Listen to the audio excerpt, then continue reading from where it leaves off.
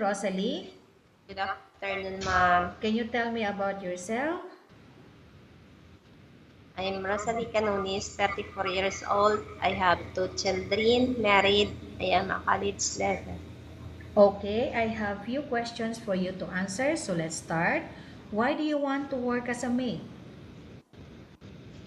I would like to work in Malaysia because I earn too more money and support my family. Okay, why you choose Malaysia when there's a lot of other country? Because Malaysia is a good salary. Okay, how are you qualified for this job? I finished 2 years contract as long as employer need me. Okay, may I know what is your educational level is? Bachelor Science. Okay, did you manage to finish your course? I'm not finished my course. So, you're college undergraduate. Okay, what is your recent experience? My experience from 2007 to 2009 as a domestic helper in Bahrain. Okay, so you already work in Bahrain. Yes, Okay, so how many years you work there? I finished 2 years contract. Okay, do you have experience of taking care of baby?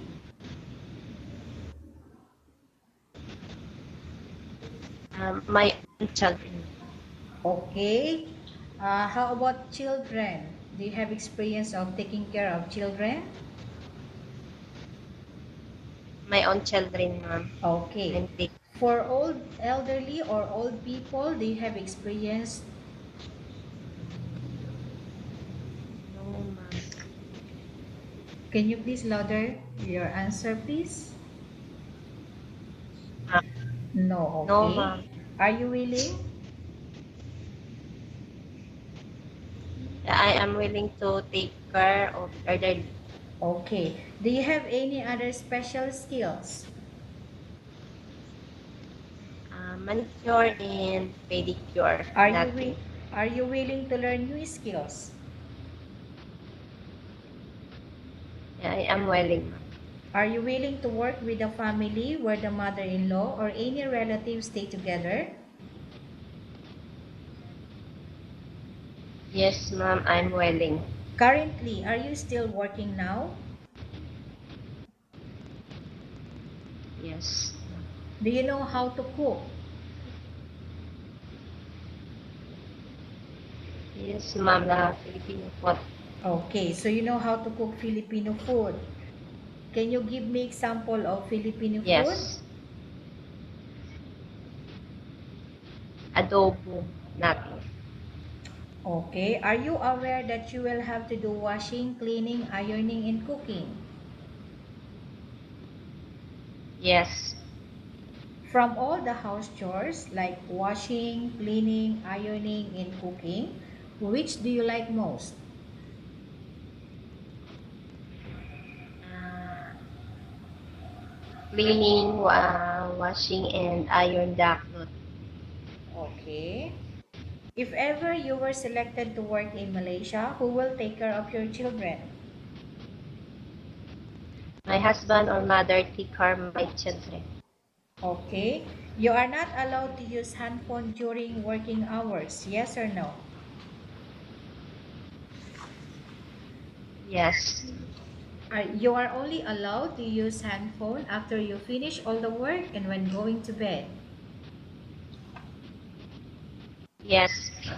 You are strictly needed to surrender the handphone to your employer in the morning, and your employer will return back to you once you're going to bed. Yes, ma'am. If ever your employer finds out that you're abusing of using your handphone and it's affected your work performance, your employer will confiscate your handphone and you are not allowed to hold it anymore. Instead, your employer will allow you to call to your family 3 times in a month. You're only allowed to bring normal phone and you are not allowed to bring smartphone. Are you agreed for the terms and condition? Yes, ma'am. I'm out. Are you agreed to the rules and regulation for the handphone? Yes, ma'am, I'm agree. Can you describe for me your ethics, your attitude?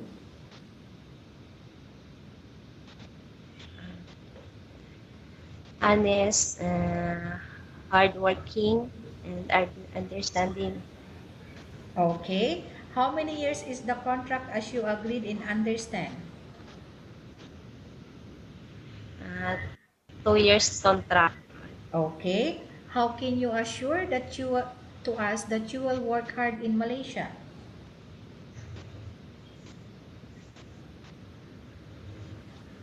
Can you repeat? Okay, I repeat. How can you assure to us that you will work hard in Malaysia?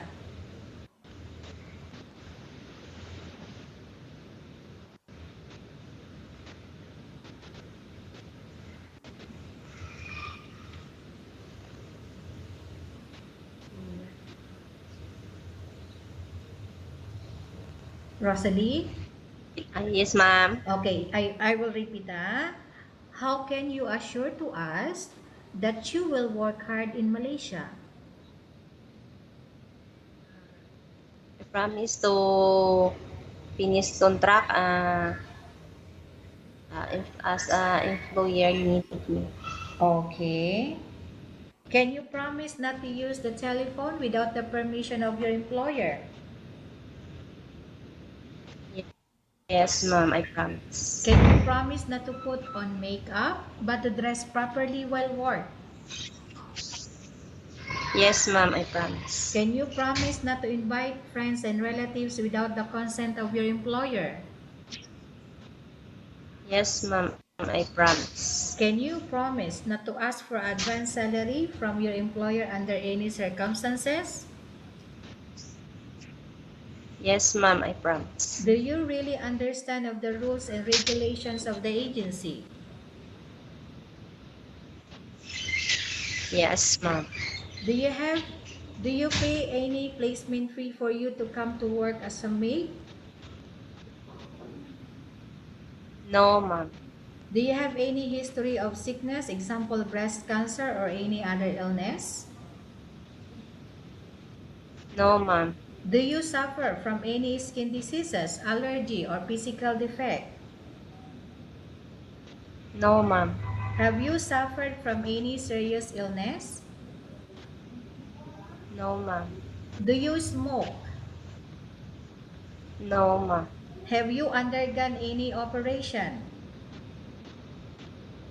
No, ma'am. Are you medically fit? Yes, ma'am. Are you in any medication? No, ma'am. Are you allergic with any food? No, ma'am. Are you prepared to work for the employer of any races? Yes. Are you prepared to eat the type of food taken by your employer? Yes. Can you please repeat louder your answer, please? Yes. Okay. Are you afraid of being left alone in the house? No, ma'am. Are you afraid of dogs or other pets? No, ma'am. Can you promise to work according to instruction from your employer? Yes. Do you have any immediate family working in Malaysia? No, ma'am. Okay, Rosalie, we have finished our question section. Let's go to Yes. case study. I have a case study for you and I want you to answer me truthfully. Okay? Yes. Okay, number one. Upon arrival in Malaysia within 6 months, if ever any of your family members passed away, what will you do? Will you continue to work till finish your contract or you will go back? I asked my employer if the employer is no, I am still there and I finished 2 years contract. Okay, number two, tell us about yourself and why do you want to work in Malaysia as domestic helper? I'm Rosalie Canones. I promise to finish 2 years contract as long as employer need me. Okay, Rosalie, what do you want to tell to employer who watching your video right now? Hi, ma'am, sir. I am Rosalie Canones. Please select me as a domestic helper. Okay. Thank you so much, Rosalie. We will update to your agency if there's any selection made by the employer. Yes, ma'am.